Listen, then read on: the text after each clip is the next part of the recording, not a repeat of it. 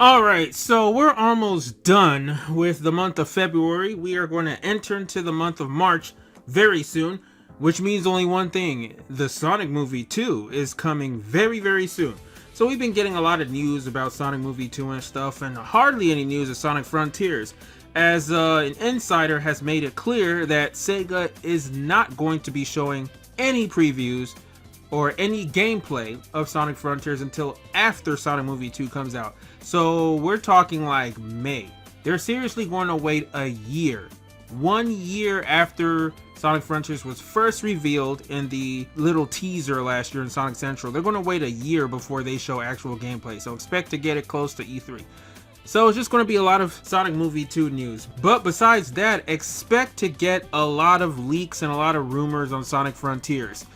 That's just the nature of the beast, guys. I know some of you guys don't like Sonic Frontiers leaks rumors. You don't want to be spoiled about the game, or some of you guys think all of them are fake and there's not a single truth to them. Whether or not you like them, you gotta admit, this is the one source of news we've been getting for Sonic Frontiers. If it wasn't for the Frontiers leaks and rumors, we wouldn't know much of anything about this game besides the breadcrumbs of news that Sega has been giving us and Rizuka has been choosing to say. It was the leaks that told us that the working title was Sonic Rangers, and then we later found out it was Sonic Frontiers. Thanks for the leaks. Like, we knew about Sonic Frontiers before Sega even confirmed it with the trailer in the Game Awards.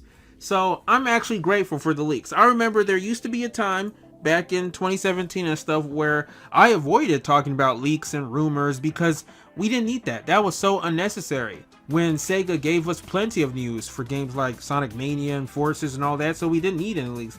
The only Sonic Forces leak I gave was back in, I think, in the middle of 2017.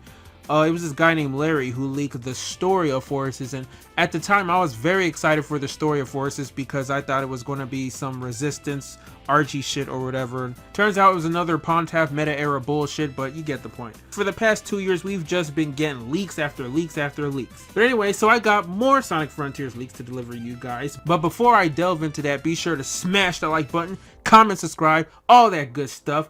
We are close to getting 100,000 subscribers, so let's get to it. Help me reach that goal this year, guys. And if I hit 100K before Sonic Frontiers comes out, I will do a special face reveal and a live stream. I might even live stream the whole of Sonic Frontiers when that comes out. Just do an entire long play of that. We'll see. But alright, so before I get into the leaks, this post I saw on Reddit was pretty interesting. It's funny because it's not only Premi that's been talking about this, but a lot of people have been mentioning it. Now this person says, is it wild that we're going to have 2 major Sonic movies come out before the next Sonic game?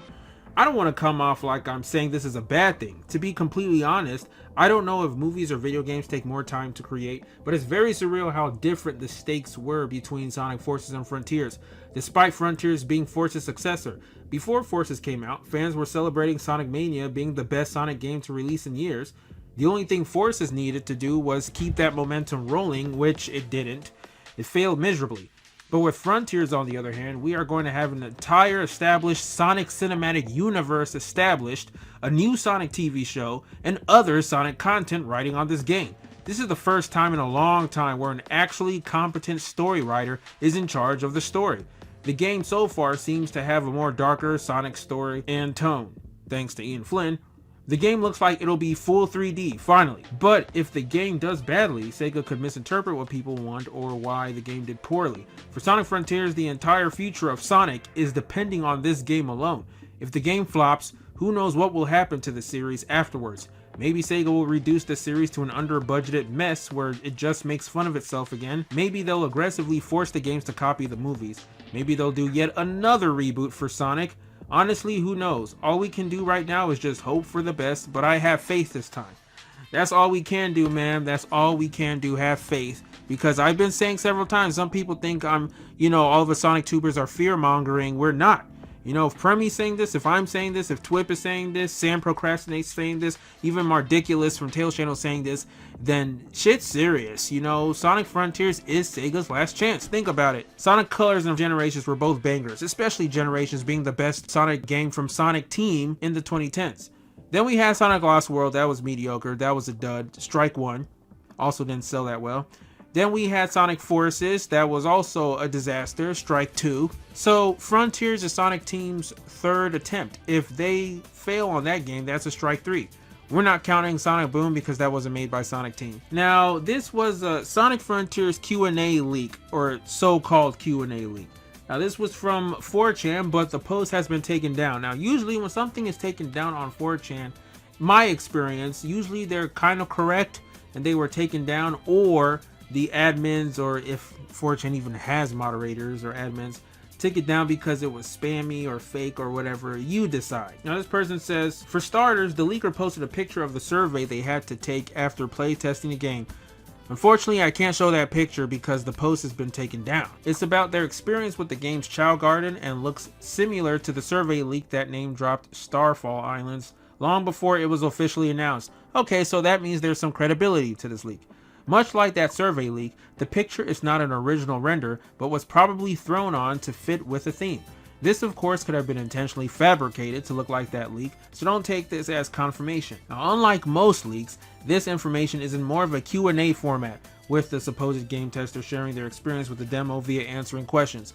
A lot of the information are things we've heard before from other leaks, but there are some new details. If you don't want to go through the whole thread, here is the info summarized. Before I get into this, I know some of y'all might be thinking, okay, this is a Q&A format, which means it has to be legit, right?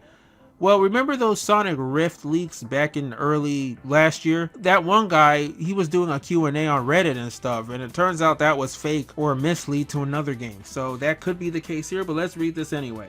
Chow Garden is back, but is lacking a lot of features it had in SA2.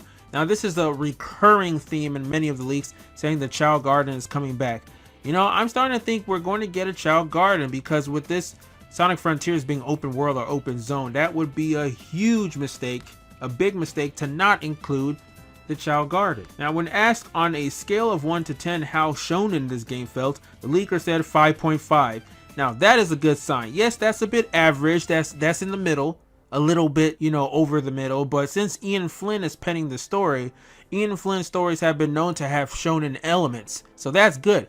I mean, this is not going to be a full-on manga, you know, like the Sonic IDW comics aren't like manga from Japan, but they have shonen elements, which is what Sonic is all about. So if that's the case here, that's great. 5.5 out of 10 is saying way more than the meta era. They had like not even a 1 out of 10 when it came to shonen stuff. Now, boost stages don't do much different than what we've seen before, presumably Generations Unleashed. So this game probably won't change your opinion on boost gameplay, whether you're for or against it.